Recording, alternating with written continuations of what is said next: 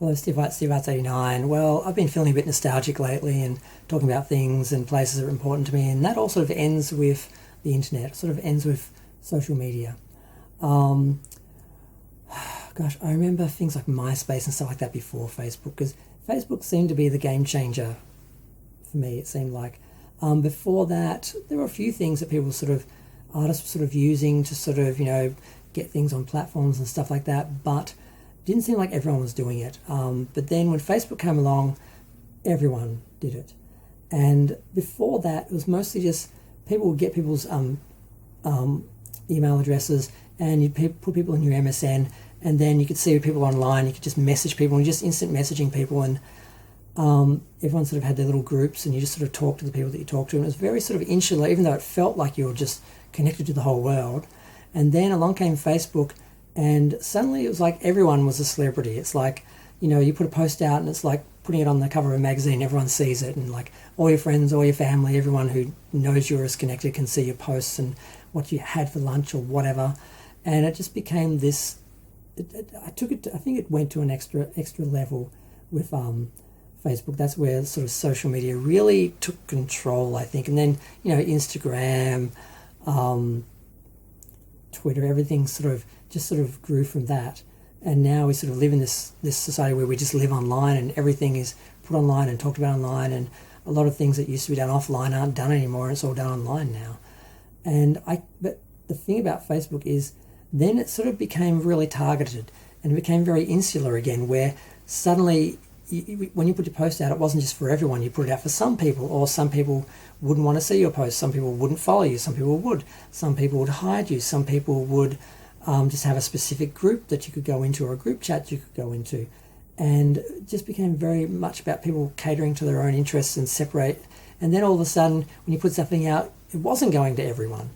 And some popular people, of course, still had a lot of people, but most people, they just sort of went back to that sort of what they had before, where they sort of had their little group and their little group chats, and that the people they actually want to speak to, actually want to hear about, actually want to see, and maybe just keep their friends on their Facebook and that, just so they look like they know a lot of people, but really a lot of those people they aren't actually communicating with or talking to or sharing with or seeing their posts and their lives. And it just seems to have gone full circle with Facebook, and now everyone seems to be in their own little group again, and it all seems all insular again.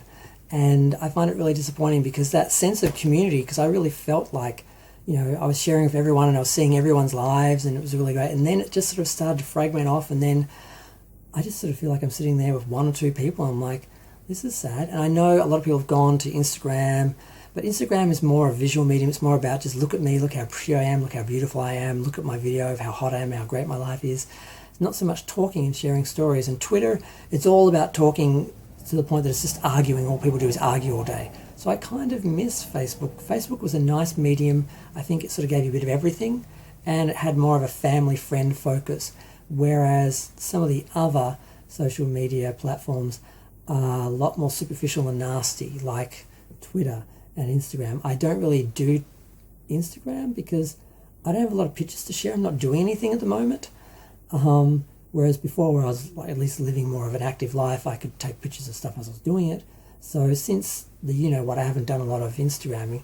But Twitter, I've spent a lot more time on Twitter arguing with people about things because they're wrong and they need to be educated. And unfortunately, everyone goes on Twitter with the same attitude that they're right and everyone else is wrong, and they all need to be educated and taught something.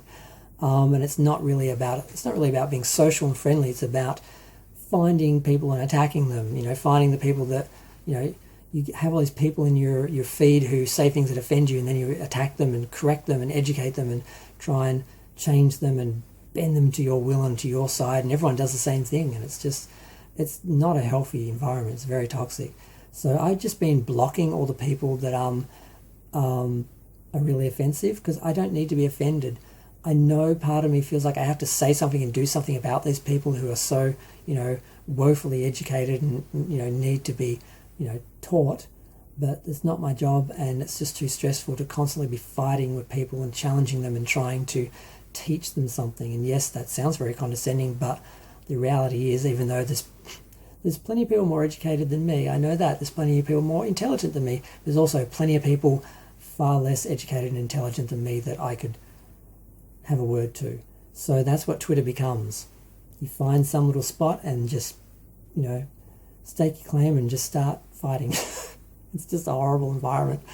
A lot of people blame that on the left wing because they're all right wing, and of course the right wing, hate the left wing, and the left wing are all, they're trying to destroy our platform. So Twitter's a mess. Instagram was always superficial.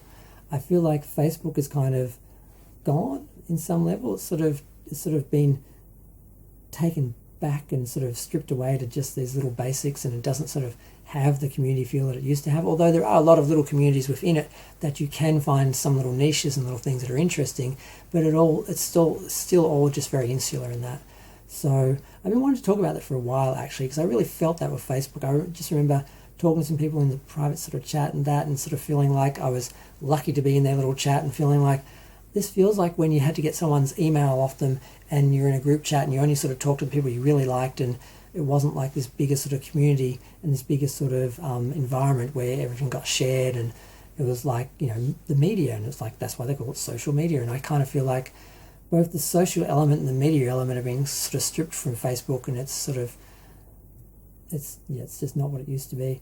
And I never really liked, like I said, Instagram, because I'm not a model, and I never really liked Twitter because it is just a bunch of gossiping and arguing and fighting and attacking people. And as much as sometimes you get so angry about what people say, you want to say something and it feels good to feel like you have a voice, they're not listening to you. They're in their own echo chambers ignoring you. You're on the outside screaming. They're in their echo chamber being told exactly, what they want to hear. And it's really pointless.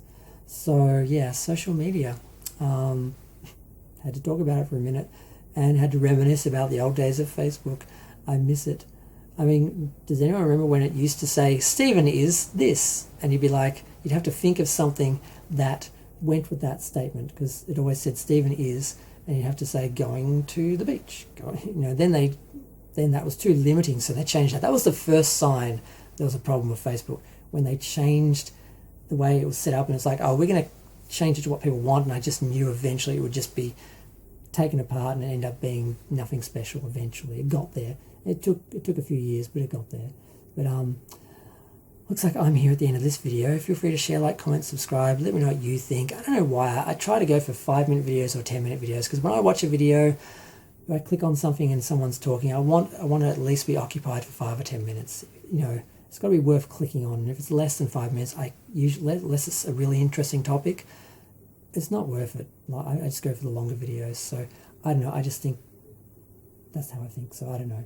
But yeah, at 5, I don't have enough to talk till 10, so I'm just going to stop here. That's what I usually do. Okay, bye.